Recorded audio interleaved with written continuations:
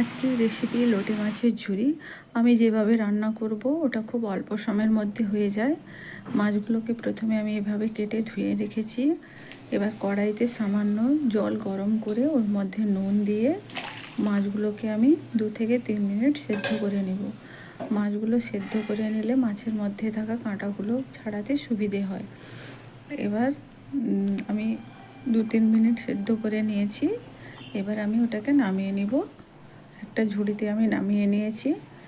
এবার এর মধ্যে থাকা জলগুলোও ঝরে যাবে এবং একটু ঠান্ডা হয়ে গেলে আমি এর কাঁটাগুলো ছাড়িয়ে নেব এক এক করে। এবার ঠান্ডা হয়ে এসেছে, আমি এবার এক এক করে মাছের কাঁটাগুলো এভাবে ছাড়িয়ে নেব। এভাবে মাছের কাঁটাগুলো ছাড়িয়ে নিলে কাঁটাগুলো মুখের মধ্যে আর আসে না, খেতে খুব ভালো লাগে। আপনারা কাঁটা না ছাড়িয়েও রান্না করতে পারেন, কোনো অসুবিধা নেই। কাঁটা ছাড়িয়ে ঝুড়িতে কিছুক্ষণ রাখবো, তাতে এক্সট্রা জলগুলো ঝরে যাবে। এবার কড়াইতে তেল দিয়ে গরম হয়ে এলে আমি পেঁয়াজ কুচি দিয়ে দেব। পেঁয়াজটা একটু ভেজে নেব, তারপর আমি এক এক করে অন্যান্য মশলাগুলো দেব। এবার আমি রসুন থেঁতো এবং আদা থেঁতো দিয়ে দিব। এবার হালকা একটু ভেজে নিব।